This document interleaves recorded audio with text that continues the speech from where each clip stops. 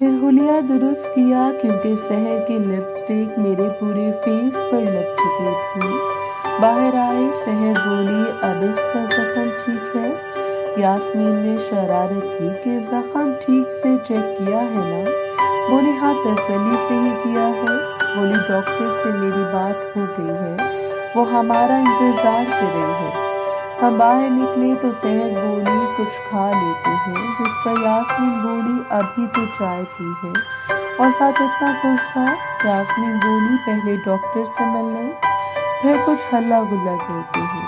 سحر بولی ٹھیک ہے۔ پھر ہم گاڑی میں بیٹھے تو سحر میرے ساتھ آگے گاڑی میں بیٹھ گئی اور راستہ بتانے لگی۔ میں نے ذرا نوٹ کیا کہ شینا کے فیس ایکسپریشن کچھ عجیب ہو رہے تھے، مجھے سمجھ نہیں آ رہی تھی۔ پھر ہم جلدی سے ایک بڑے سے ہسپتال کے سامنے پہنچے اور پھر سحر ایک ساتھ ہی اندر چلی گئی۔ سحر نے باہر کاؤنٹر پر اپنا نام بتایا تو لڑکی نے انٹرکام فون پر اندر بات کی، جس پر لڑکی نے کہا کہ ڈاکٹر ماریا آپ کا ہی انتظار کر رہی ہے۔ یاسمین اور شینا کو سحر اندر لے کر چلی گئی۔ میں باہر ہی بیٹھ گیا کیونکہ اندر میرا کوئی کام نہیں تھا۔ کافی دیر بعد تینوں باہر آئیں اور میں نے نوٹ کیا کہ یاسمین اور شینا کے چہرے لٹکے ہوئے تھے۔ سحر بولی پریشان نہ ہو، کوئی نہ کوئی حل نکل آئے گا۔ پھر سحر بولی چلو مال چلتے ہیں، وہاں جا کر کچھ کھاتے پیتے ہیں اور بات کرتے ہیں۔ پھر مجھے کہا مال چلو، جو کہ ڈاکٹر ماریا کے کلینک کے ساتھ ہی تھا۔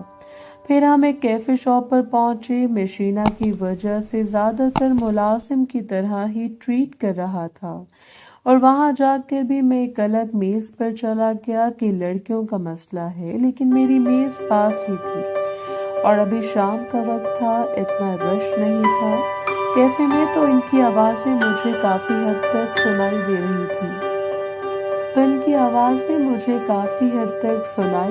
تھی۔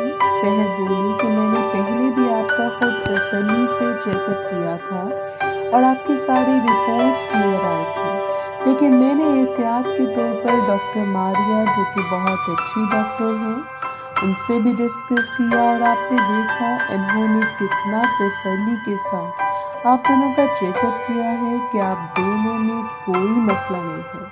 یاسمین بولی ہمارے میں ہی مسئلہ ہے، ہمارے خاوند تو دروازہ پینٹ کرنے میں کافی پاورفل ہیں۔ سحر بولی بات پاورفل ہونے کی نہیں ہوتی، کبھی کبھی مشین ٹھیک ہوتی ہے لیکن اس میں بننے والی چیز ٹھیک نہیں بن رہی ہوتی۔ اس طرح شاید کوئی موروثی بیماری ہو جس میں تمہارے خاوندوں کی مشین تو ٹھیک ہے لیکن اس میں جو مادہ ہے اس میں جراثیموں کی کمی ہے، مطلب گن ٹھیک ہے لیکن بارود کی کمی ہے۔ تمہارے خاوند چیک ہی نہیں کروا رہے کہ ہم بالکل ٹھیک ہیں۔ یاسمین بولی ہم 3 سال سے دوائیاں اور ٹوٹکے کیے جا رہے ہیں کہ ہماری گود بھر جائے، اب تو سب کی نظریں ہم پر ٹکی ہیں اور بڑی سردارنی نے تو یہاں تک کہہ دیا کہ اس سال بچہ نہ ہوا تو وہ اپنے بیٹوں کی دوسری شادی کر دیں گی۔ سحر بولی ایسا بہت کم ہوتا ہے کہ ایک جگہ ہی مسئلہ ہو، شاید ان کی موروثی بیماری ہے جس کی وجہ سے ایسا ہے۔ شینا بولی وہ سب تو ٹھیک ہے، اب ہم کیا کریں؟ بڑی سردارنی نے تو ہمارا جینا حرام کر دیا ہے اور باقی رشتہ داروں نے بھی تو اب بولنا شروع کر دیا ہے، جس پر سحر بولی کہ یا تو اپنے خاوندوں کو مجبور کریں کہ وہ چیک اپ کروائیں تاکہ مسئلے کا حل نکلے، یا پھر آپ لوگ ٹیوب بیبی کر لیں، جس پر شینا بولی وہ کیا بلا ہے؟ تو سحر بولی کہ اس میں یہ ہوگا کہ کسی اور مرد کا جراثیم آپ کے اندر رکھا جائے گا، پھر آپ کا بچہ ہو جائے گا، جس پر یاسمین اور شینا خان ایک دوسرے کا منہ دیکھنے لگے۔ یاسمین بولی تم ہم کو حرام کا بچہ کرنے کا کہہ رہی ہو؟ سحر بولی وہ بچہ تمہارا ہی ہوگا۔ تو یاسمین بولی لیکن اس کا باپ سردار تو نہیں ہوگا؟ پھر کچھ دیر خاموشی چھا گئی۔ سحر بولی آپ فیصلہ کر لیں آپ نے کیا کرنا ہے، حویلی سے جانا ہے یا بچہ لینا ہے، جس پر دونوں سوچنے لگ پڑی۔ پھر اتنے میں کھانا آ گیا اور وہ لوگ خاموشی سے کھانا کھانے لگے۔ کھانا کھانے کے بعد ہم لوگ واپسی کے لیے نکلے، حالانکہ شینا بہت جوش میں تھی، آزادی ملی تھی، شاید کچھ دیر گھومتی پھرتی लेकिन वापसी के लिए निकल पड़ी। वापसी पर खामोशी रही। अचानक यास्मीन बोली, भाभी एक आइडिया आया है, अगर घर बचाना है। मैं भी अचानक जैसे होश में आया कि क्या आइडिया आया है। तो यास्मीन बोली कि भाभी आपको घर जाकर बताती हूँ, अगर ऐसा हो जाए तो हमारा घर बच जाएगा। शीना बोली कि मैं अपना घर बचाने के लिए कुछ भी करूँगी। तो यास्मीन बोली ठीक है, फिर घर जाकर इस पर बात करेंगे। गांव करीब आने पर दोनों ने बुर्का पहन लिया, जो कि गांव से निकलते ही दोनों ने उतार दिया। खैर हम हवेली पहुंचे। मैंने गाड़ी पार्क की। रात हो चुकी थी। वो दोनों अंदर चली गई। मैं भी हवेली में चला गया कि सरदार को बताकर घर जाता हूँ। मैं ऊपर कमरे में जा ही रहा था कि रास्ते में आसमा खान बड़े सरदार की बीवी यास्मीन और शीना को रोककर खड़ी थी और डॉक्टर ने क्या कहा पूछ रही थी। जिस पर यास्मीन और शीना बोली कि डॉक्टर बहुत अच्छी थी, इसने बोला कि जल्द ही बच्चा हो जाएगा और एक दवाई दी है। आसमा बोली अच्छी बात है, अगर इस साल के आखिर तक बच्चा ना हुआ तो पता है ना। जिस पर मेरी अम्मी आई और बोली सरदारनी जी फिक्र न करे, हो जाएगा जल्द ही बच्चा। मेरी अम्मी जो कि बड़ी सरदारनी की चची बनी हुई थी, फिर मेरे आगे यास्मीन और शीना जाने लगी। शीना यास्मीन से बोली जल्दी बताओ क्या हाल सोचा है। तो यास्मीन बोली कि अकेले में बता दूंगी।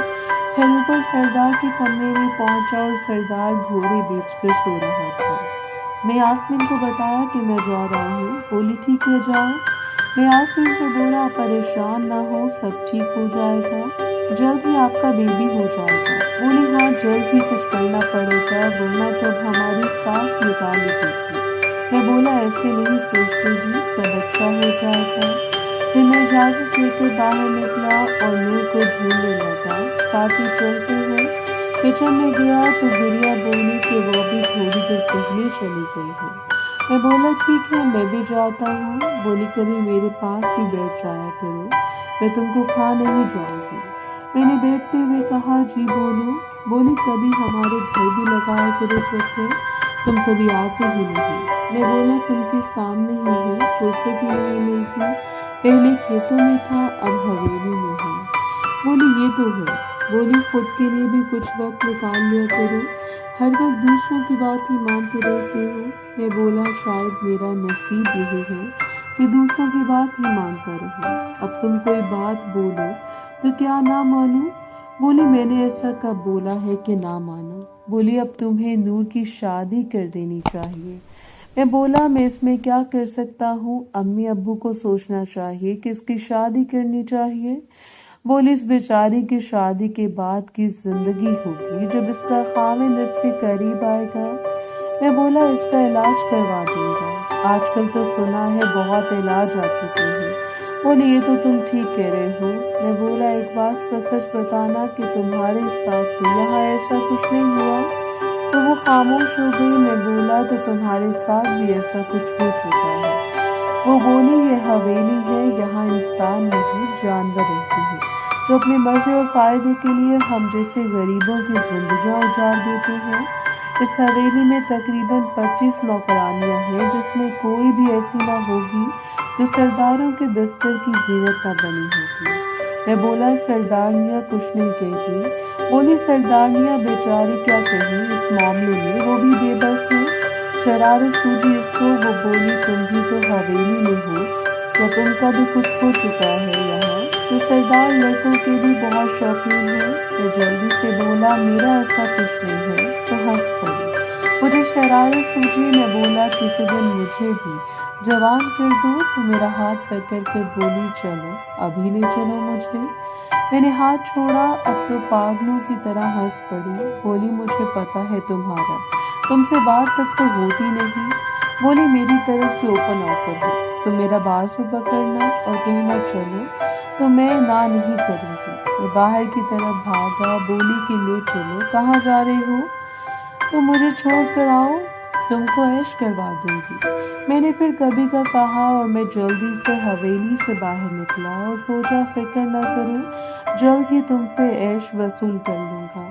میں دوسری حویلی پہنچا اور انچارج سے گرم دودھ مانگا، پھر جلدی سے کیپسول کھایا اور نیچے کچھ دیر مالش کی جس سے کافی جلن ہوئی، پھر کریم لگائی، فیس پر کریم لگا کر چیک کی، یہ کریم فیس پر فوراً جذب ہو گئی تھی اس لیے لگا لی اور سوچا جلد ہی اس کا ٹھکانہ گھر میں بنانا پڑے گا۔ آئیڈیا آیا گھر جا کر ابو سے بات کرتا ہوں، پھر گھر پہنچا جہاں سب صحن میں ہی بیٹھے تھے۔ ابو بولے آگے بیٹا۔ میں بولا جی ابو شہر گیا ہوا تھا اس لیے لیٹ ہو گیا۔ ابو بولے مجھے پتا ہے حویلی کے کاموں کا، کوئی بات نہیں۔ میں ابو سے بولا ابو آپ سے بات کرنی تھی۔ بولے بیٹا بتا کیا بات ہے۔ میں بولا وہ ابو دیکھیں ایسی ویسی کوئی بات نہیں، لیکن اب میں جوان ہو چکا ہوں اور جوان بہنوں کے کمرے میں سونا اچھا نہیں لگتا، رات کو سوتے وقت بے پردگی ہو سکتی ہے۔ ابو بولے بات تو تمہاری ٹھیک ہے۔ میں بولا فکر نہ کریں، بس اجازت چاہیے، شہر والے سردار کے مہمان مجھے کچھ پیسے دے گئے ہیں، کچھ میں سردار سے لے لوں گا تو میرا کمرہ بن جائے گا۔ بولے ٹھیک ہے، میں تو کہنے والا تھا کہ فصل کے کاٹنے کے بعد کمرہ بنا دوں گا، اگر تم بنا سکتے ہو تو مجھے کوئی اعتراض نہیں، یہ سب کچھ تمہارا ہی تو ہے، اب تم بڑے ہو چکے ہو۔ میں بولا لیکن آپ سے ہٹ کر کچھ نہیں کروں گا، آپ ہی میرا سایہ ہو۔ امی بھی اس پر کچھ نہ بولی کیونکہ اب ان کو بھی پتا تھا کہ میں کمانے لگ پڑا ہوں۔ میں نے ابو سے کہا میں گیٹ کے ساتھ ہی کمرہ بنا لیتا ہوں، وہ بیٹھک بھی ہوگی کیونکہ ہمارے گھر مہمان آ جائیں تو بیٹھنے کی جگہ نہیں ہے، اندر ہی بیٹھنا پڑتا ہے، ایسے ایک دروازہ بھی رکھ لیں گے، ساتھ اس کے اٹیچ باتھ بنا لیں گے۔ امی بولی لگتا ہے تمہیں حویلی کی لت لگ گئی ہے۔ میں بولا اب نیا بنا رہے ہیں، آج کل ایسا ہی ہے، سب حویلی کے سب کمروں کے ساتھ اپنے باتھ بھی۔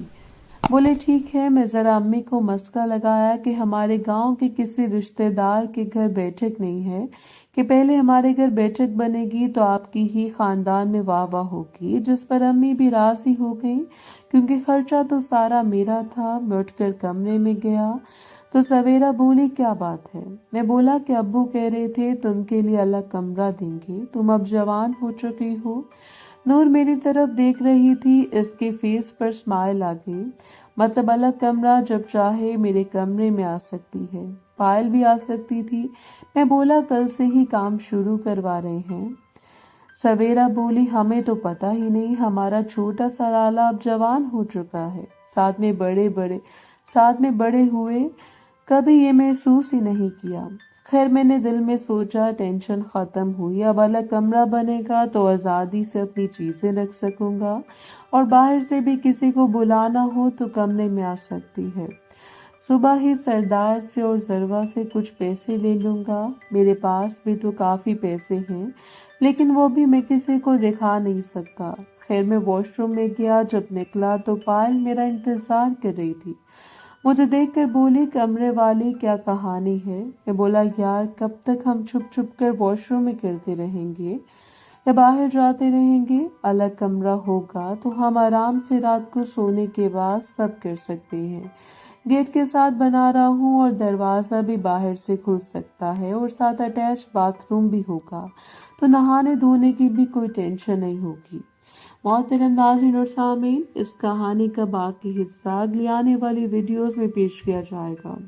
اگر آپ کو ویڈیو اچھی لگی تو ویڈیو کو لائک اور ہمارے چینل کو سبسکرائب ضرور کریں۔ شکریہ۔